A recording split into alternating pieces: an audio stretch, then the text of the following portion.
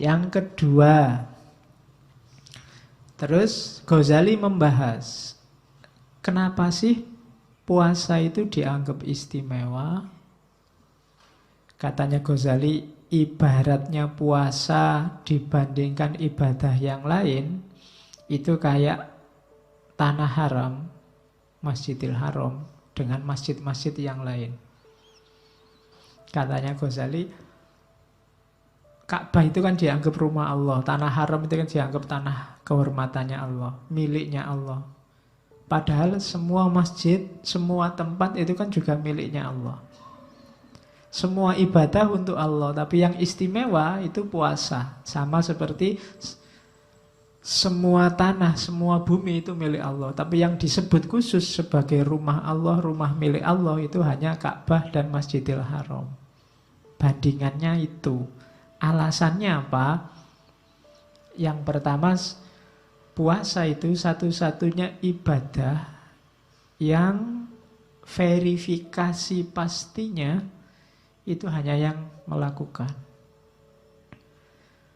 Nggak ada orang lain tahu.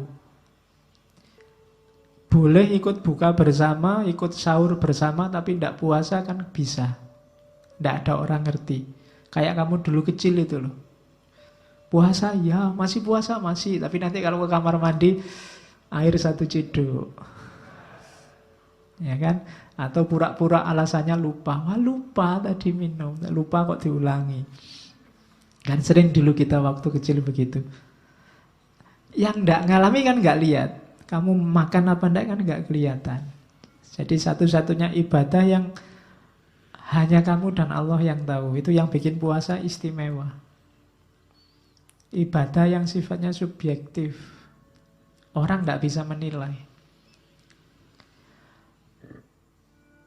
Mulutmu kering, bau nafasmu tidak enak, itu kan tidak jaminan kamu puasa. Wong kamu tidak puasa aja sudah tidak enak. Itu juga bisa trik. Ya kan, kamu makan pete juga baunya tidak enak. Mulut kering, kalau kamu pas sariawan juga mulutmu kering. Tidak bisa. Pagi sampai siang tidak makan apa-apa, tidak akan ada orang tahu. Kecuali dirimu sendiri. Katanya puasa tapi warung-warung penuh misalnya. Itu kan terus, loh itu jadi meskipun di warung ada tutupnya, tapi kan kakinya kelihatan. Wah, kakinya masih banyak. Nanti pulang ke rumah puasa. Tapi sebenarnya enggak. Jadi hanya kita yang tahu. Itu yang bikin puasa istimewa. Kalau sholat kan orang bisa lihat. Kalau sedekah orang bisa ngerti, bisa ngitung. Haji apalagi. Sebelum berangkat aja orang sak kecamatan diundang. Mesti ngerti. Tapi kalau puasa enggak. Kamu deklarasi, saya niat puasa di masjid. Besok enggak puasa, enggak ada orang tahu. Itu istimewanya puasa. Jadi hanya yang bersangkutan dan Allah yang ngerti. Nah, itu puasa. Makanya dia istimewa. Yang kedua, katanya Ghazali, puasa adalah ibadah yang terang-terangan nantang setan. Terang-terangan menyisihkan nafsu, keduniaan. Hasrat-hasrat jasmaniah yang dangkal. Yang terang-terangan begitu puasa. Kemarin kalau sholat kan implisit semua. Sholat itu tanha anil fasya wal mungkar. Batinnya, implisit, tidak kelihatan. Kemudian apalagi kemarin haji itu kan banyak sekali makna. Tapi tidak kelihatan, orang harus mendalami dulu. Tapi begitu puasa, langsung kelihatan bahwa ini melawan hawa nafsu. Nafsu makan, nafsu minum, nafsu seksual. Dilawan semua. Itu kan ibadah yang terang-terangan melawan nafsu, itu puasa. Makanya ada hadis Nabi, wahai anak-anak muda yang sudah mampu, nikahlah. Man istata'a minkumul ba'ah falyatazawwaj. Nikahlah, jangan jomblo terus, tidak ada untungnya. Dan tidak ada enaknya. Terus ya.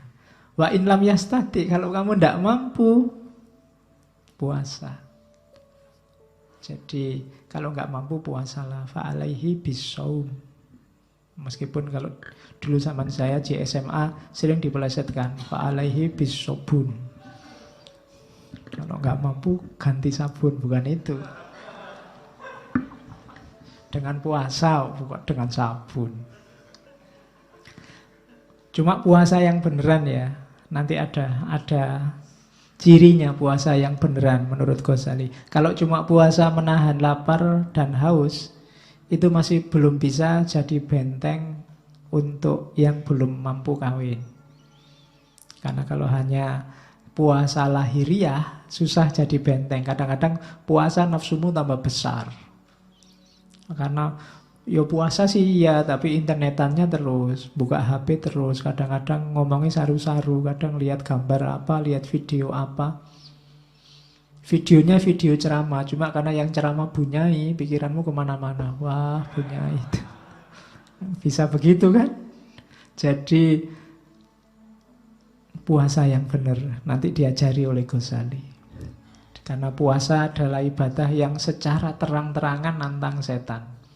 Setan dalam dirimu sendiri khususnya, hawa nafsu. Setannya yang asli katanya dibelenggu. Cuma kan setan itu kan tidak berdaya kalau nggak kompatibel sama dimensi rohanimu. Cuma selama ini kamu tidak pernah mikir kompatibilitas itu. Jadi setan selalu cocok sama dirimu. Waktu puasa setan tidak cocok. Jadi analoginya maka dibelenggu. Dibelenggu itu bukan kok terus malaikat datang setannya dirantai. Terus kamu di mana ya kira-kira dibelenggunya, bukan itu.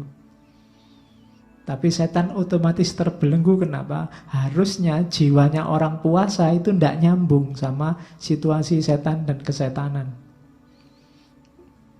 Cuma hati-hati kalau habis maghrib nafsumu kumat lagi, kesetanan lagi, ya kompatibel lagi, setan bisa masuk.